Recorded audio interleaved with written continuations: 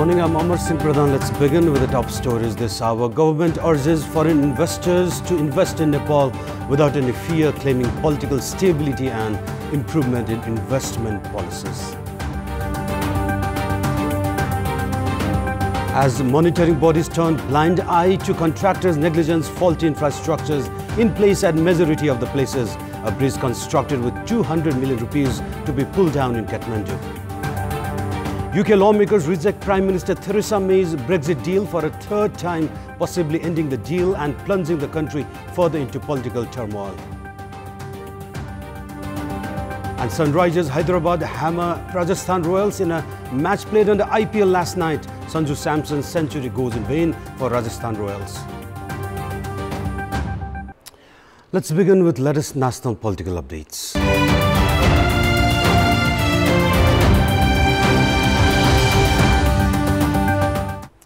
The government is currently hosting an international investment summit with the participation of over 600 investors from 40 different nations aimed at increasing foreign investment in infrastructural and industrial development in Nepal.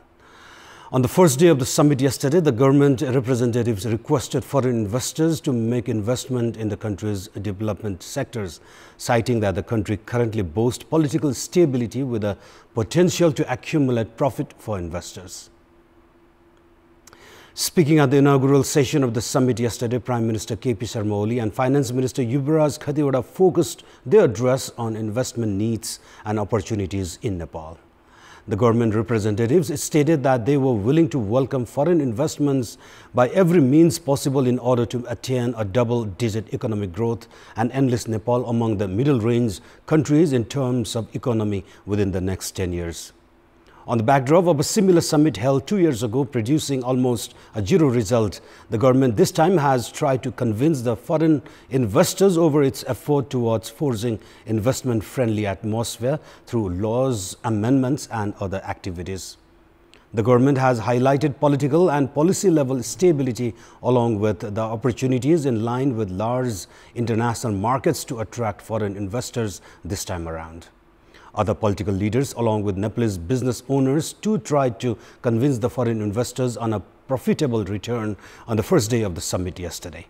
As of now, any national or foreign investors is mandatorily required to visit as many as 27 different authorities before initiating investment in any development project in Nepal. As the government has pledged to operate a single service center for investors in this regard, it should make investments easier through efficient government mechanism to actually materialize the investment objective in coming days ahead. This would open doors for actually expediting development based on foreign investment in the country. Investors have remarked that the amendment of the Acts on Public-Private Partnership along with foreign investment and technology transfer has eased investment environment in Nepal. The participants in investment summit that kicked off in the capital yesterday, however, sought extra assurance of the government in terms of policy stability. On the first day of the summit, the government requested the foreign investors to invest in 77 projects pertaining to energy, tourism, agriculture and infrastructure development, among others, tabled at the summit. Meanwhile, the participants have pointed out the lack of adequate infrastructures for investment in tourism sector. They said that tourists seeking utmost luxury would not be willing to travel on foot to visit scenic destinations and that they prefer well-facilitated hotels and transport facilities. Government officials from India and China said that their countries are in a constant need of electricity and that Nepal holds potential to fulfill the requirement. Some of the Indian investors have also expressed their interest in Nepal's financial sector. A majority of the foreign experts and investment underlined Nepal has so far failed to formulate a long-term plan on tourism development. It is yet to be seen if the government embraces and implements the creative feedback and suggestions floated in the summit. Welcome back. There is now an increasing call on the government to closely monitor the activities of its office bearers who are involved in development projects. Due to faulty design and carelessness in monitoring, a bridge in the capital that was constructed at an investment of 200 million rupees has to be pulled down. The bridge connecting Teku with Kalimati in Kathmandu was constructed at an investment of just over 200 million rupees. The contractors, Papu Construction, had built the bridge with financial assistance from Asian Development Bank. During the construction of the bridge itself, it was revealed that inferior quality construction materials were used. However, the bridge came in place, but with many unanswered questions regarding who will now take the accountability of a bridge which currently poses significant danger to motorists due to its feeble structure. The urban development project, which had contracted Papu contractors, has already been abolished, while majority of office bearers have also retired. There is a call for the bridge, which is more or less termed as an ambush, to be pulled down and rebuild the bridge altogether, but no process has been initiated so far. The cases of other bridges that were contracted to Papu Constructions also resemble a sorry state. The construction of Bagmati Bridge at Tinkune has been stalled due to inferior work quality as well.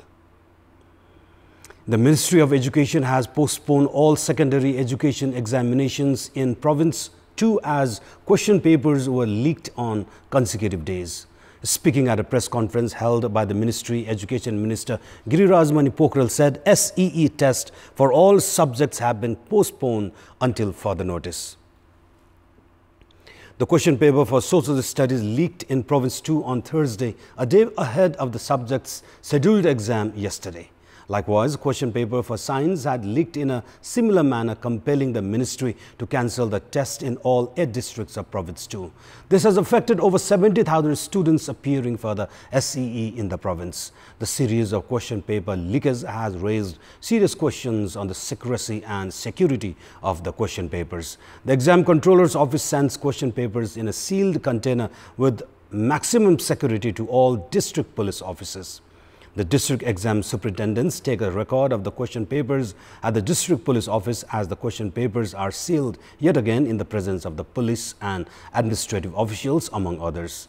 The question papers are sent to police beat closest to the exam center 3 days ahead of the exam and to the exam center a day before.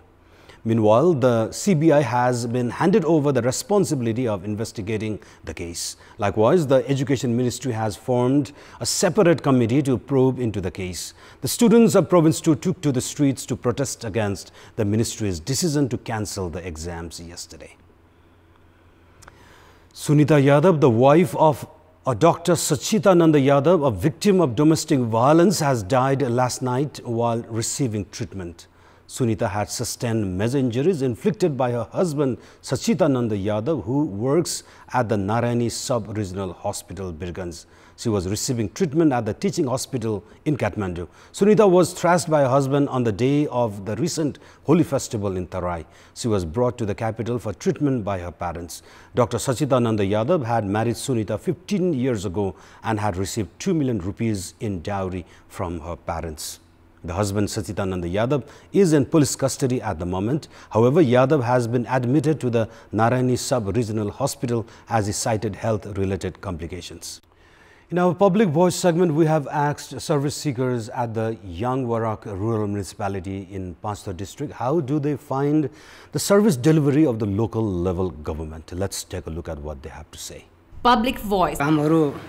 त्यति धेरै चुस्त दुरुस्त भए जस्तो चाहिँ लाग्दैन कुनै एउटा सानो काम लिएर आयो भने पनि काम गर्नका लागि चाहिँ 1-2 दिन नै धाउनु पर्ने अवस्था पनि बुझेको छु योजनाका कामहरु सबैलाई चाहिँ एकदम एकरूपता ढंगले चाहिँ कुनैलाई पक्षपात नगरिकन जे कुरामा जे बजेटहरु छुटिन्छ त्यो चाहिँ मजाले दिनु भए चाहिँ राम्रो हुन्थ्यो जति गर्यो त्यो हाम्रो लागि गर्दैछ हैन अब नकारात्मक काम गर्न त हामी दिँदैन हामी त खबरदारी गरेर बसिरहेछौं उनीहरु आफै निर्णय गर्छन् उनीहरुको त्यो निर्णय बमोजिम कुराहरु गर्छन् असन्तुष्ट त्यसै जनता त त्यसै धेरै नै असन्तुष्ट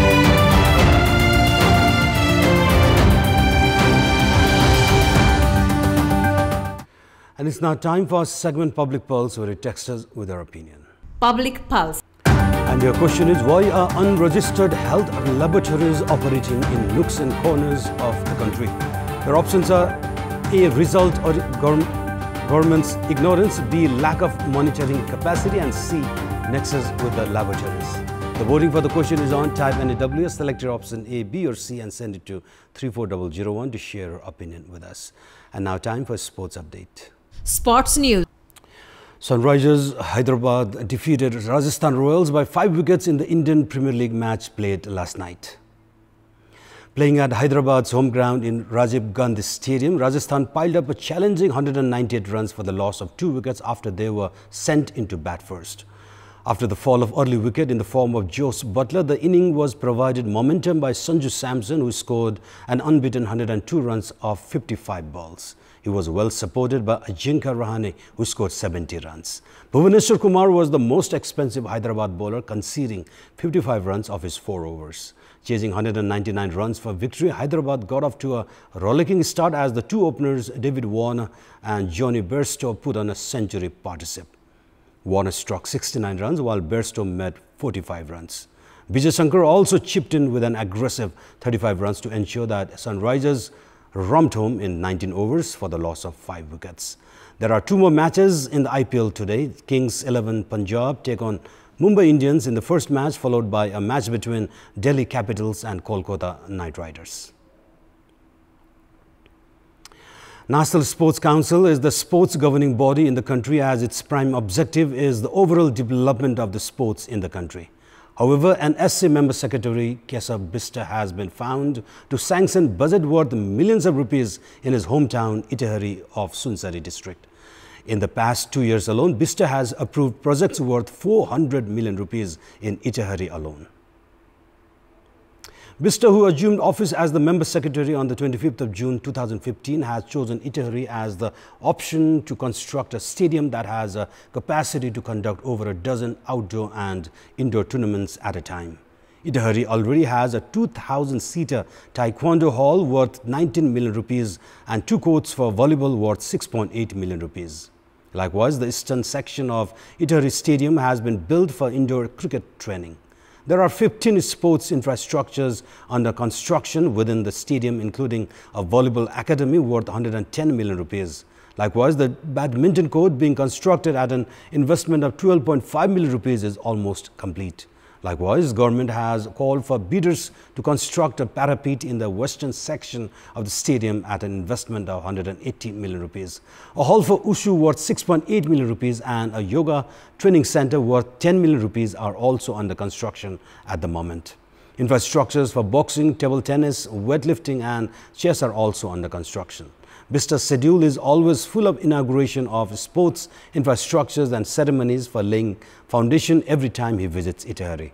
At a time when the government's indifference and lack of infrastructures has left sports scenario in other cities at a dismal state, Itehari is among the few districts which is currently abuzz with various sporting activities. And before we wrap up, here's a look at the top stories one more time. The government urges foreign investors to invest in Nepal without any fear, claiming political stability and improvement in investment policies. As monitoring bodies turn blind eye to contractors' negligence, faulty infrastructures in place at majority of the places, a bridge constructed with 200 million rupees to be pulled down in Kathmandu. UK lawmakers reject Prime Minister Theresa May's Brexit deal for a 3rd time, possibly ending the deal and plunging the country further into turmoil. And Sunrisers Hyderabad hammer Rajasthan Royals in a match played on the IPL last night. Sanju Samson's century goes in vain for Rajasthan Royals.